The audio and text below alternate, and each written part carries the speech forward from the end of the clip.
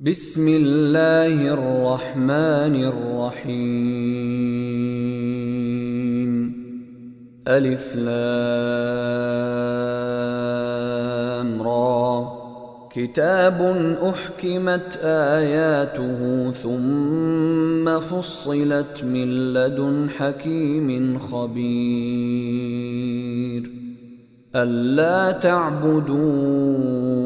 إلا الله إنني لكم منه نذير وبشير. وأن استغفروا ربكم ثم توبوا إليه يمتعكم متاعا حسنا إلى أجل مسمى ويؤت كل ذي فضل فضله وإن تولوا فإني أخاف عليكم عذاب يوم كبير. إلى الله مرجعكم وهو على كل شيء قدير. ألا إنهم يثنون صدورهم ليستخفوا منه ألا حين يستغشون ثيابهم يعلم ما يسرون وما يعلنون إنه عليم بذات الصدور. وما من دابة في الأرض إلا على الله رزقها ويعلم مستقرها ومستودعها كل في كتاب مبين. وهو الذي خلق السماوات والأرض في 6 أيام وكان عرشه على الماء ليبلوكم أيكم أحسن عملا. ولئن قلت إنكم مبعوثون من بعد الموت ليقولن الذين كفروا إن هذا إلا سحر مبين. ولئن أخرنا عنهم العذاب إلى أمة معدودة ليقولن ما يحبسه ألا يوم يأتيهم ليس مصروفا عنهم وحاق بهم ما كانوا به يستهزئون. ولئن أذقنا الإنسان منا رحمة ثم نزعناها منه إنه ليئوس كفور. ولئن أذقناه نعماء بعد ضراء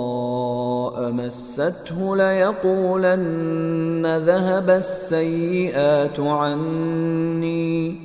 إنه لفرح فخور. إلا الذين صبروا وعملوا الصالحات أولئك لهم مغفرة وأجر كبير. فلعلك تارك بعض ما يوحى إليك وضائق به صدرك أن يقولوا لولا أنزل عليه كنز أو جاء معه ملك إنما أنت نذير والله على كل شيء وكيل أم يقولون افتراه قل فأتوا بعشر سور مثله مفتريات وادعوا من استطعتم من دون الله إن كنتم صادقين فإن لم يستجيبوا لكم فاعلموا أنما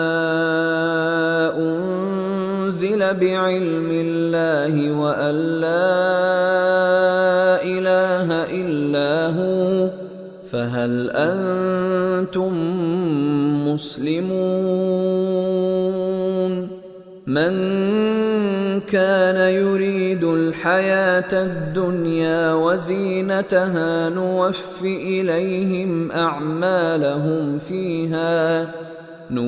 إليهم أعمالهم فيها وهم فيها لا يبخسون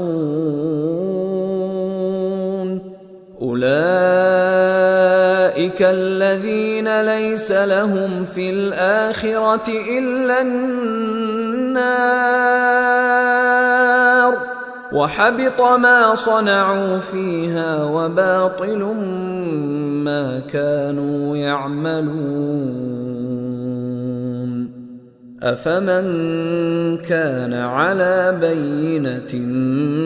من ربه ويتلوه شاهد منه ومن قبله كتاب موسى إماما ورحمة أولئك يؤمنون به ومن يكفر به من الأحزاب فالنار موعده فلا تك في مرية منه إنه الحق من ربك ولكن أكثر الناس لا يؤمنون ومن أظلم ممن افترى على الله كذبا أولئك يعرضون على ربهم ويقول الأشهاد هؤلاء الذين كذبوا على ربهم ألا لعنة الله على الظالمين الذين يصدون عن سبيل الله ويبغونها عوجا وهم بالآخرة هم كافرون أولئك لم يكونوا معجزين في الأرض وما كان لهم من دون الله من أولياء يضاعف لهم العذاب ما كانوا يستطيعون السمع وما كانوا يبصرون أولئك الذين خسروا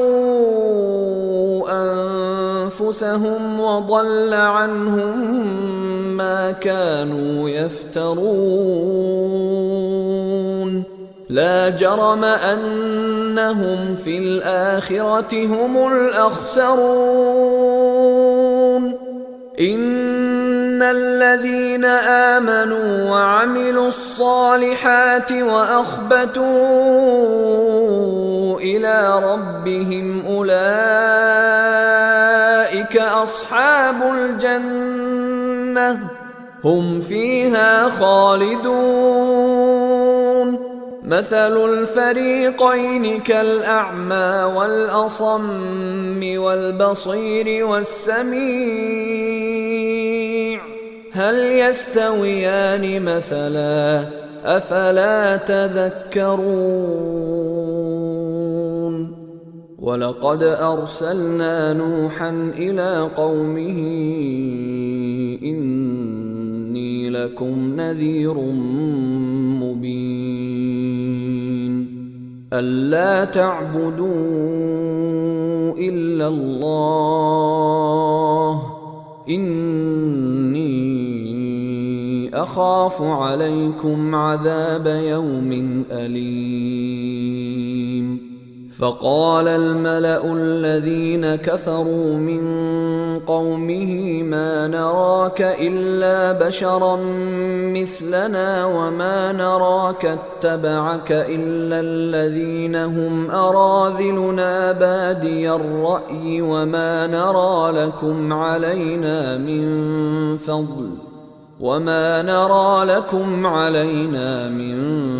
فضل بل نظنكم كاذبين قال يا قوم أرأيتم إن كنت على بينة من ربي وآتاني رحمة من عنده فعميت عليكم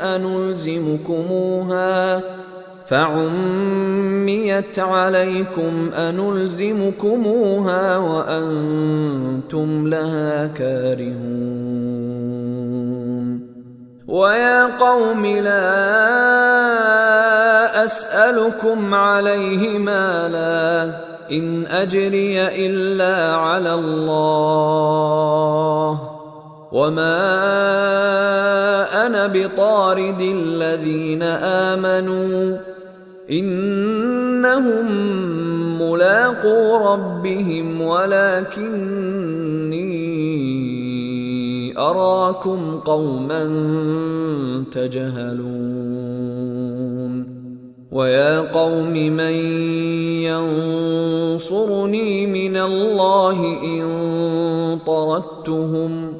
أفلا تذكرون ولا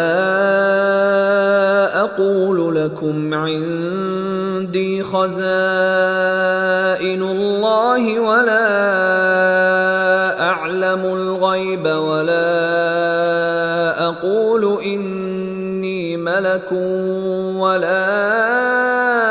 أقول للذين تزدري أعينكم لن يؤتيهم الله خيرا الله أعلم بما في أنفسهم إني إذا لمن الظالمين قالوا يا نوح قد جادلتنا فأكثرت جدالنا فأتنا بما تعدنا إن كنت من الصادقين قال إنما يأتيكم به الله إن شاء وما أنتم بمعجزين ولا ينفعكم نصحي إن أردت أن أنصح لكم إن كان الله يريد أن يغويكم هو ربكم وإليه ترجعون أم يقولون افتراه قل إن افتريته فعلي إجرامي وأنا بريء مما تجرمون وأوحي إلى نوح أنه لن يؤمن من قومك إلا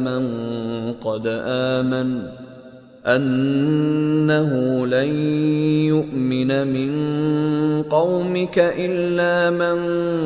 قد آمن فلا تبتئس بما كانوا يفعلون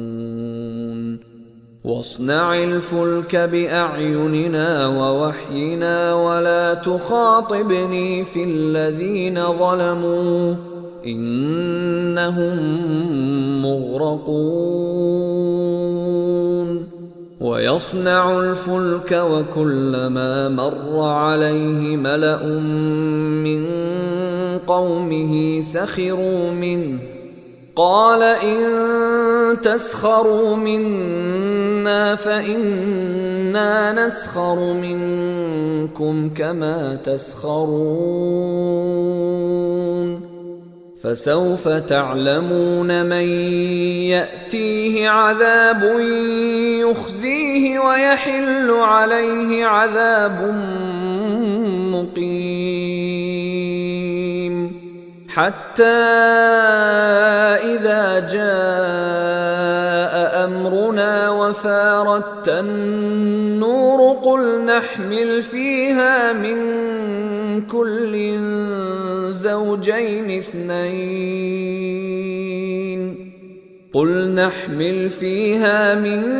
كل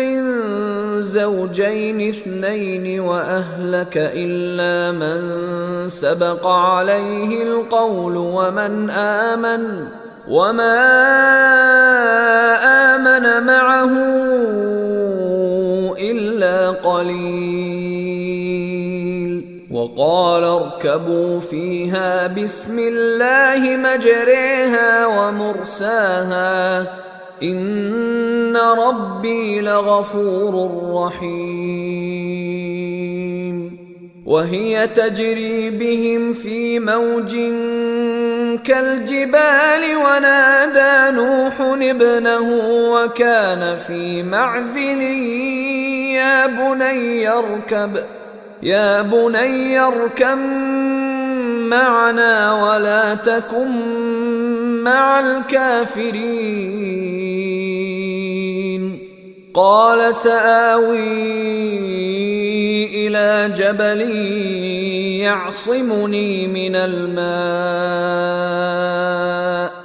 قال لا عاصم اليوم من أمر الله إلا من رحم وحال بينهما الموج فكان من المغرقين وقيل يا أرض ابلعي ماءك ويا سماء أقلعي وغيض الماء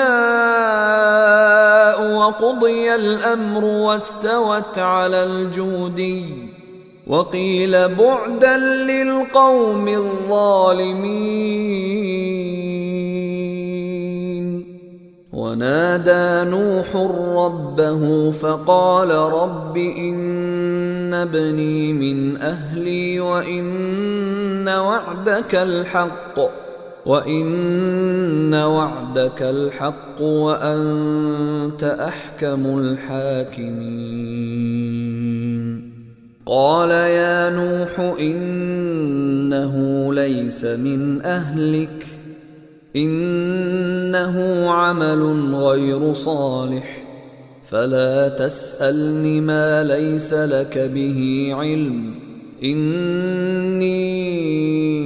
أعظك أن تكون من الجاهلين قال رب إني أعوذ بك أن أسألك ما ليس لي به علم وإلا تغفر لي وترحمني أكن من الخاسرين قيل يا نوح اهبط بسلام منا وبركات عليك وعلى ممن معك وأمم سنمتعهم ثم يمسهم منا عذاب أليم تلك من أنباء الغيب نوحيها إليك ما كنت تعلمها أنت ولا قومك من قبل هذا فاصبر إن العاقبة للمتقين. وإلى عاد أخاهم هودا قال يا قوم اعبدوا الله ما لكم من إله غيره إن أنتم إلا مفترون. يا قوم لا أسألكم عليه أجرا إن أجري إلا على الذي فطرني أفلا تعقلون. ويا قوم استغفروا ربكم ثم توبوا إليه يرسل السماء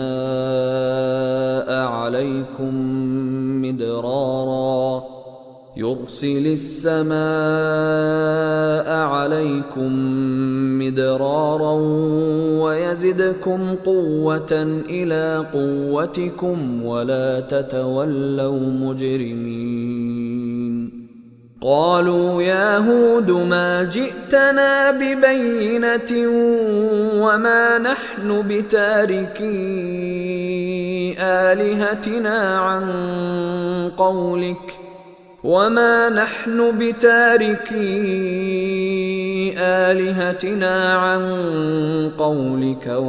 نحن لك بمؤمنين. إن نقول إلا اعتراك بعض آلهتنا بسوء قال إني أشهد الله واشهدوا أني بريء مما تشركون من دونه فكيدوني جميعا ثم لا تنظرون.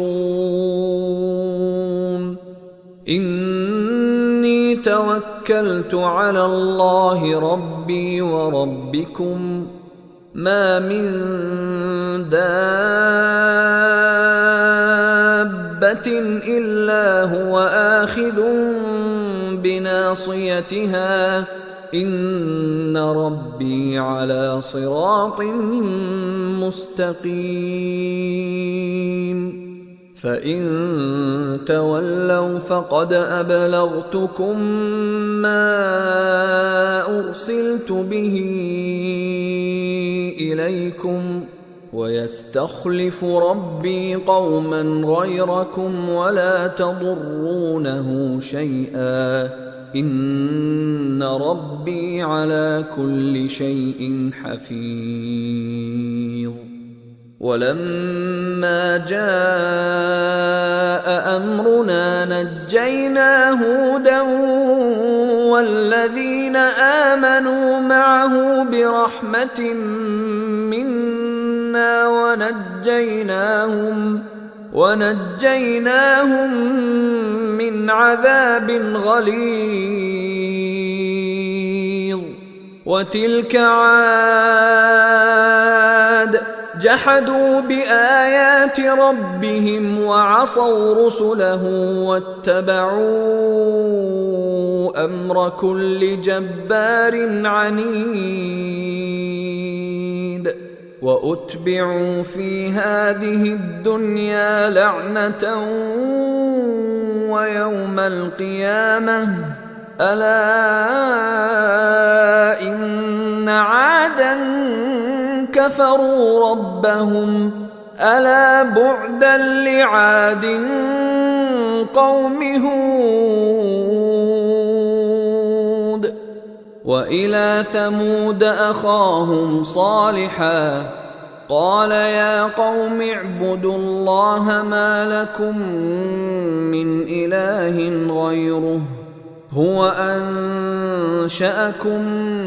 من الأرض واستعمركم فيها فاستغفروه ثم توبوا إليه إن ربي قريب مجيب. قالوا يا صالح قد كنت فينا مرجوا قبل هذا أتنهانا أن نعبد ما يعبد آباؤنا وإننا لفي شك مما تدعونا إليه مريب. قال يا قوم أرأيتم إن كنت على بينة من ربي وآتاني منه رحمة فمن ينصرني من الله إن عصيته فما تزيدونني غير تخسير. ويا قوم هذه ناقة الله لكم آية فذروها تأكل في أرض الله ولا تمسوها بسوء فيأخذكم عذاب قريب. فعقروها فقال تمتعوا في داركم 3 أيام ذلك وعد غير مكذوب. فلما جاء أمرنا نجينا صالحا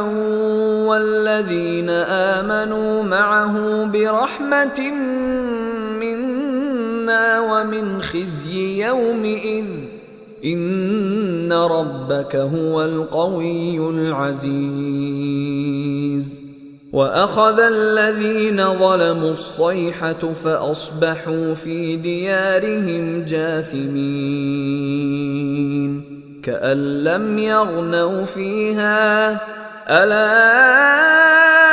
إن ثمود كفروا ربهم ألا بعدا لثمود.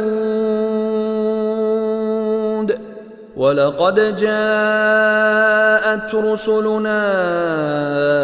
إبراهيم بالبشرى قالوا سلاما قال سلام فما لبث أن جاء بعجل حنيذ. فلما رأى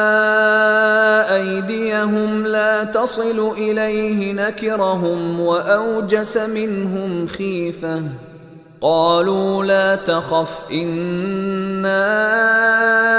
أرسلنا إلى قوم لوط وامرأته قائمة فضحكت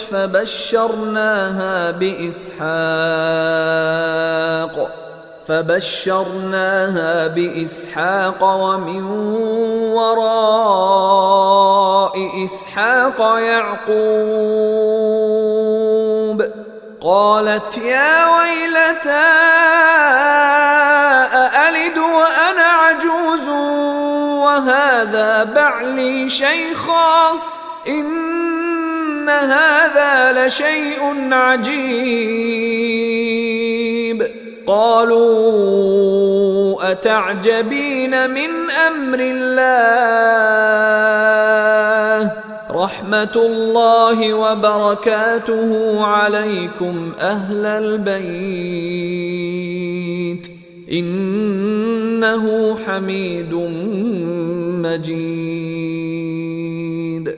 فلما ذهب عن إبراهيم الروع وجاءته البشرى يجادلنا في قوم لوط إن إبراهيم لحليم أواه منيب. يا إبراهيم أعرض عن هذا إنه قد جاء أمر ربك وإنهم آتيهم عذاب غير مردود ولما جاءت رسلنا لوطا سيء بهم وضاق بهم ذرعا وقال هذا يوم عصيب وجاءه قومه يهرعون إليه ومن قبل كانوا يعملون السيئات قال يا قوم هؤلاء بناتي هن أطهر لكم فاتقوا الله ولا تخزون في ضيفي أليس منكم رجل رشيد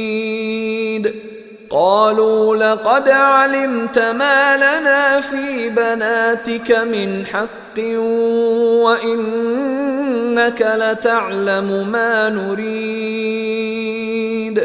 قال لو أن لي بكم قوة أو آوي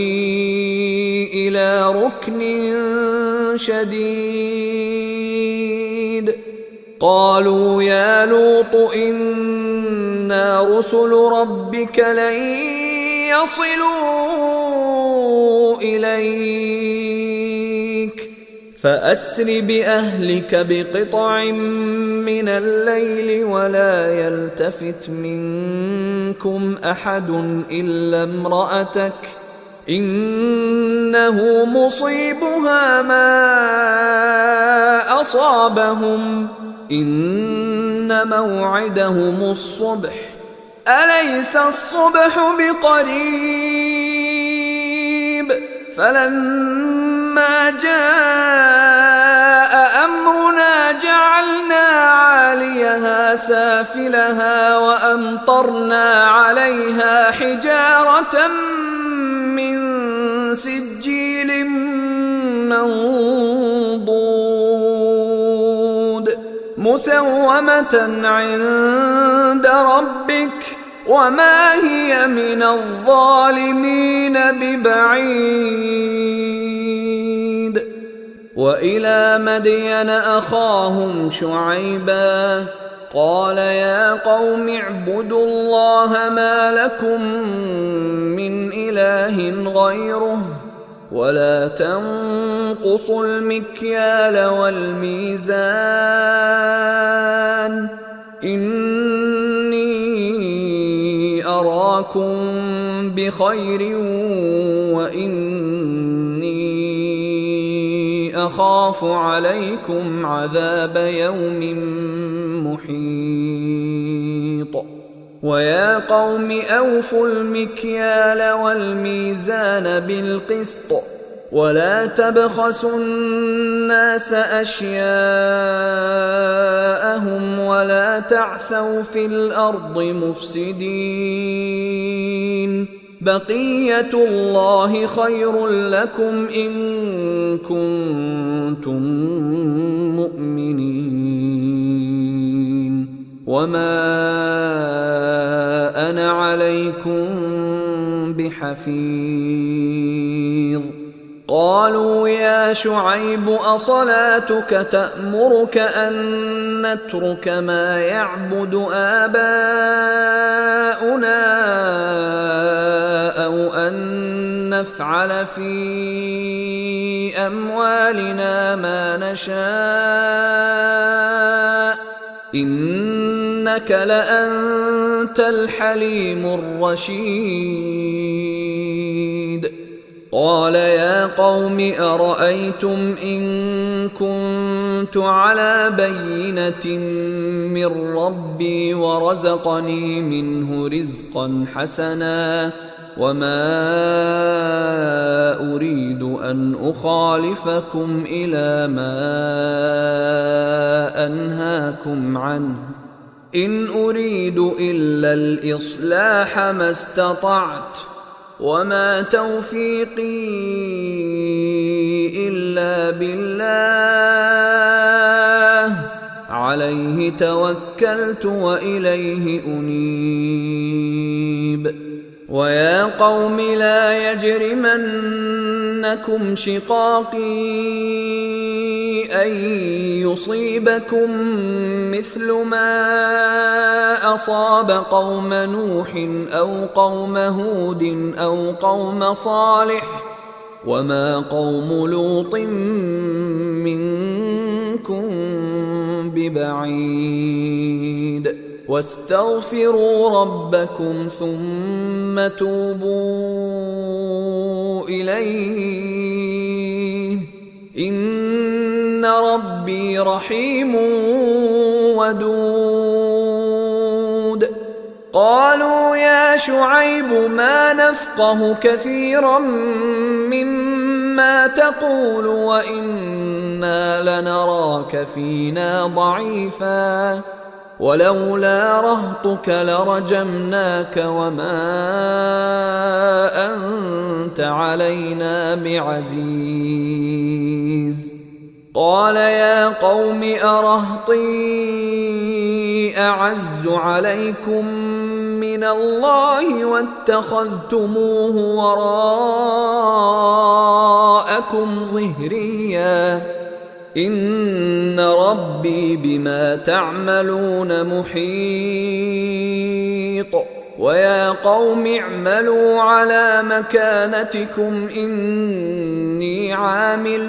سوف تعلمون من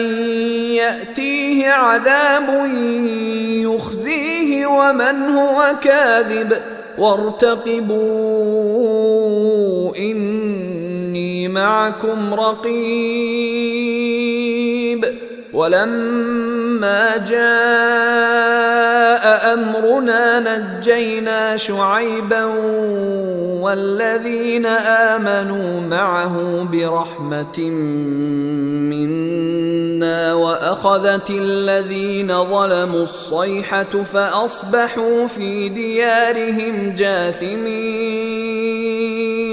كأن لم يغنوا فيها ألا بعدا لمدين كما بعدت ثمود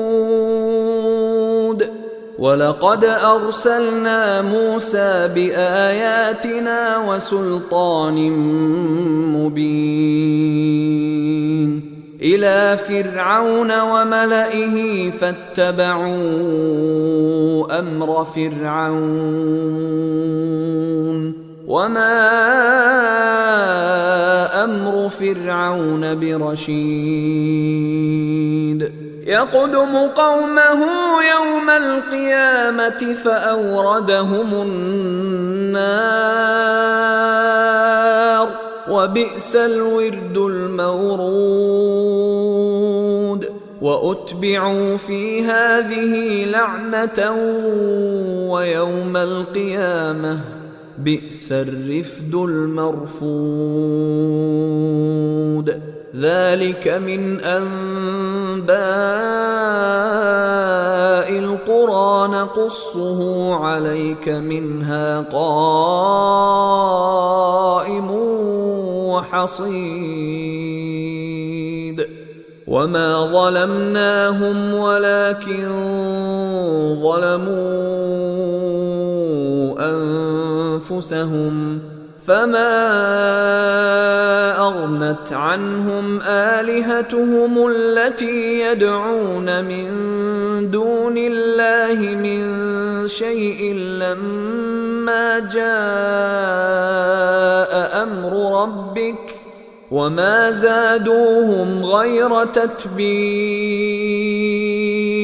وكذلك أخذ ربك إذا أخذ القرى وهي ظالمة إن أخذه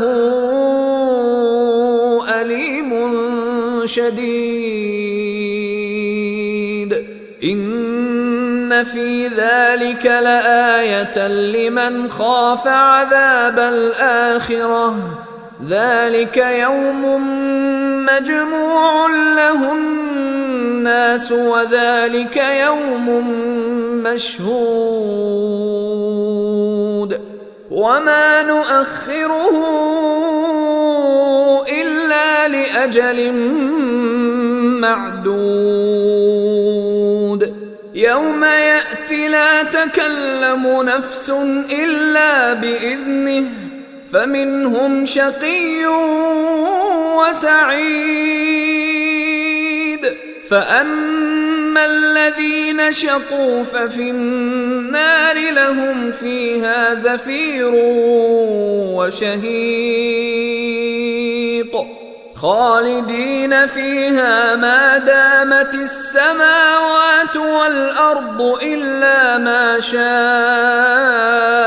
ربك إن ربك فعال لما يريد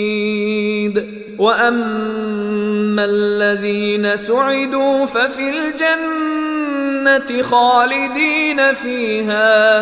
خالدين فيها ما دامت السماوات والأرض إلا ما شاء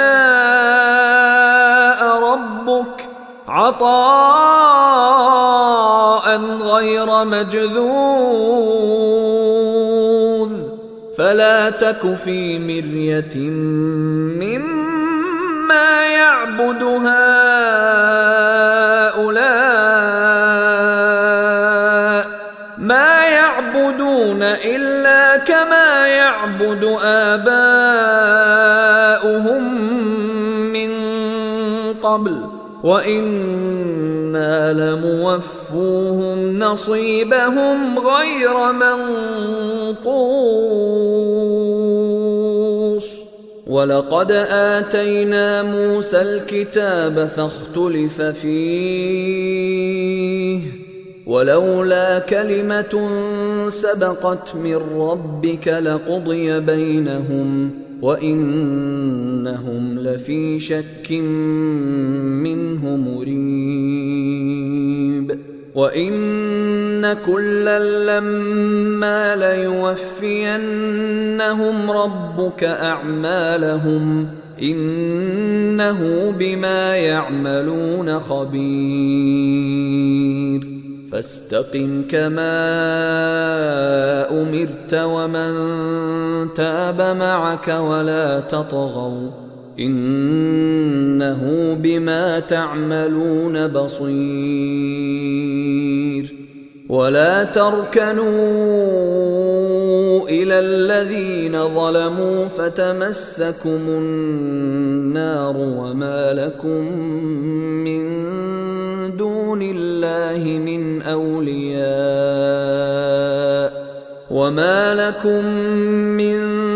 دون الله من أولياء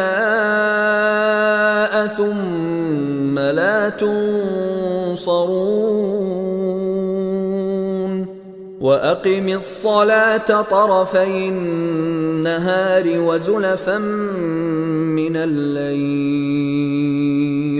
إن الحسنات يذهبن السيئات ذلك ذكرى للذاكرين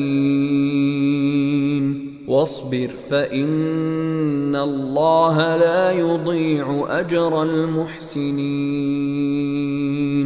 فلولا كان من القرون من قبلكم أولو بقية ينهون عن الفساد في الأرض إلا قليلا ممن أنجينا منهم واتبع الذين ظلموا ما أترفوا فيه وكانوا مجرمين وما كان ربك ليهلك القرى بظلم وأهلها مصلحون ولو شاء ربك لجعل الناس أمة واحدة ولا يزالون مختلفين إلا من رحم ربك ولذلك خلقهم وتمت كلمة ربك لأملأن جهنم من الجنة والناس أجمعين وكلا نقص عليك من أنباء الرسل ما نثبت به فؤادك وجاءك في هذه الحق وموعظة وذكرى للمؤمنين وقل للذين لا يؤمنون اعملوا على مكانتكم إنا عاملون وانتظروا إنا منتظرون ولله غيب السماوات والأرض وإليه يرجع الأمر كله فاعبده وتوكل عليه وما ربك بغافل عما تعملون.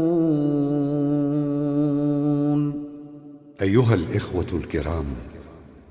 نذكركم بأن حقوق الطبع والتوزيع محفوظة، والسلام عليكم ورحمة الله وبركاته.